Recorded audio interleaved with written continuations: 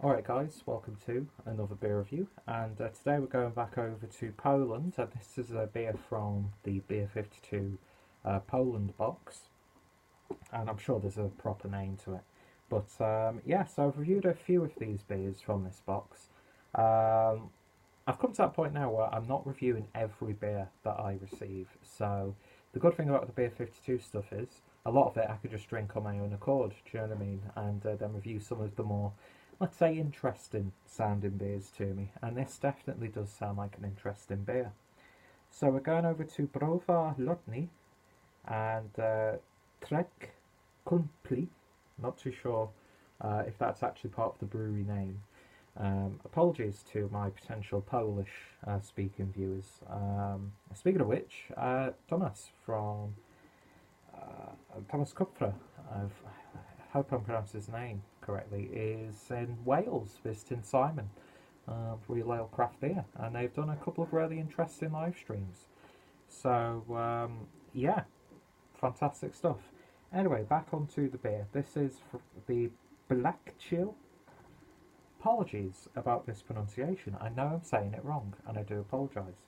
And it's the special edition Black IPA with citrus zest, clocking in at 7% ABV. When brewing Black IPA, it's easy to overdo the dark burnt malt and end up with an ashy flavour, completely burying American hops. Hit it on the nail of the head with the style. With Blackcyl's special edition, we went one step further. Naturally, we used a whole lot of amazing US lupulin, but just before bottling, we additionally circulated the whole tank through orange and red grapefruit, lime, and lemon peels. I didn't even know red grapefruit existed, and that sounds wonderful. I love my citrus-infused IPAs. That's why I camp it up when I say that I enjoy them, obviously. To sum up, what you get is a super rich mix of citrus fruits, resin, and undergrowth, followed by light notes of dark malt. The effect is captivating. We started on a small scale, but feedback we have received has been so positive that we were left with no choice but to go big and add to our portfolio. Best before is 25th of the 11th, 2018. The ingredients are water, barley malt, wheat malt, oat flakes, barley malt extract, peel of orange, grapefruit, lemons and limes, hops and yeast. And yeah, original extract 16.5%, 330ml bottle. We brew what we like, and some cool looking artwork. I had the wheat IPA from these guys earlier this evening. There's the crown, by the way. Just going to go out and say it, I don't understand the wheat IPAs. I just don't get it. I mean, I get it makes them a bit cloudy, but I don't think that they really are the most flavoursome of beers. And I really wanted to save this crown, but it's dented to buggery because of this Brewdog Sink the Bismarck bottle opener. I can't find my actual bottle opener. Need to get a BB Barfly paid advertisement, I don't know. But yeah, I don't know, wheat IPAs just don't really do too much for me. White stouts don't do much for me. And black IPAs, for the most part, don't do much for me. But anyway, why am I talking about that? Let's just get the beer poured and see what we get. And yeah, that being said, I have had some really good black IPAs, really, or Cascadian Dark Ales, if you want to call them that. But look at that, man. Oy, oy, oy, oy, oy. Let's just pour it all in there. Look how creamy that head is, while the foam is pouring into that beer. A bit of a shake then, don't know what that was from. Jesus. So, doesn't that look like a handsome beer? Looks like a stout, to be honest. Yeah, that is a really sort of like dark, murky, sort of varnished oak, I'd say. It's not completely jet black. And the beer poured with about 2 fingers worth of a mocha looking head. A bit creamy and foamy on the top, but loads of compact bubbles there. But yeah, doesn't that look rich, dark? It's a tall, handsome stranger holding a dark beer. Anyway, enough of that nonsense. Let's see what we get on the nose. Why do I make jokes like that when I've got a predominantly male audience? I don't get it. I don't know why I venture down those paths. We all know where it leads to. Anyway, give it a sniff. That's lovely. You are getting all of that citrus. They are not playing around with the citrus character on this. A little bit of a slight burnt coffee underneath. Slight woodiness. Definitely pick up a resiny character. Not really sweet though. But yeah, those darker roasted aromas are blending beautifully with that citrus zest. Yeah, you definitely get the grapefruit. A little bit of lemon lime. What exactly have they used in this? Because it's a beautiful, beautiful combination. Orange, red grapefruit, lime and lemon peels. Yeah, that smells absolutely fantastic. It really, really does. And it actually works really well with the base beer. So, yeah, looks good, smells good. Let's give it a taste. Cheers.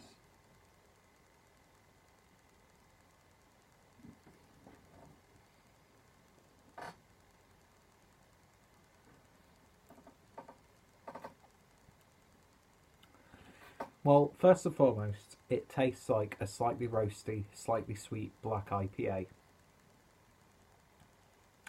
And actually, the citrus character is more aromatic than flavoursome. Although you do pick it up very slightly. Grapefruit is the predominant flavour out of those somewhat subdued citrus tones. But it works nicely within the context of the beer.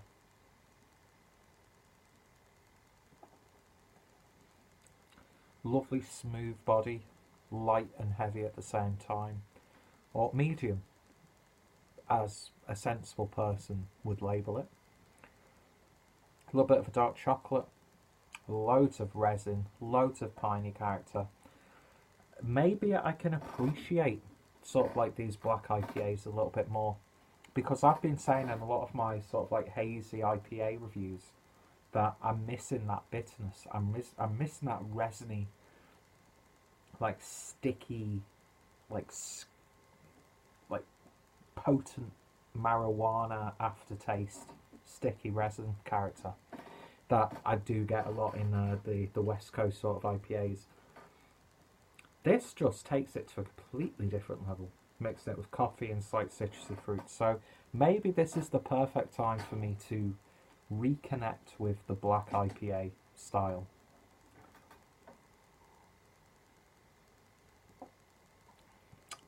Loads of oats in there. It's got that slight porridgey sort of flavour to it. But it's a robust beer.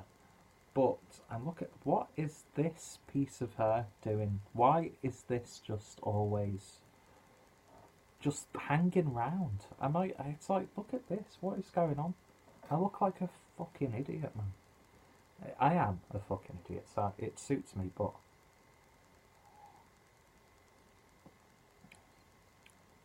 the more I taste it, the more I'm tasting that grapefruit.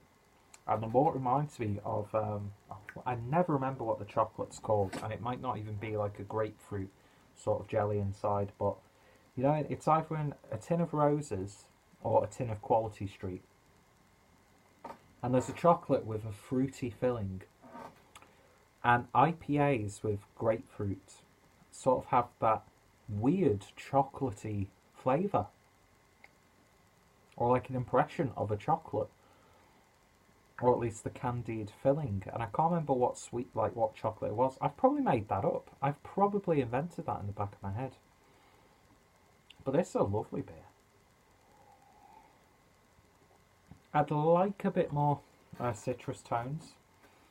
But then again, would that make it a little bit too messy? Maybe they've like balanced it just enough. But suffice to say, that is a lovely little beer. And one of the better even though they've all been really good beers in this Beer 52 box. Yeah, this is up there with the best of the ones that I've had so far. And it's tasting goddamn good.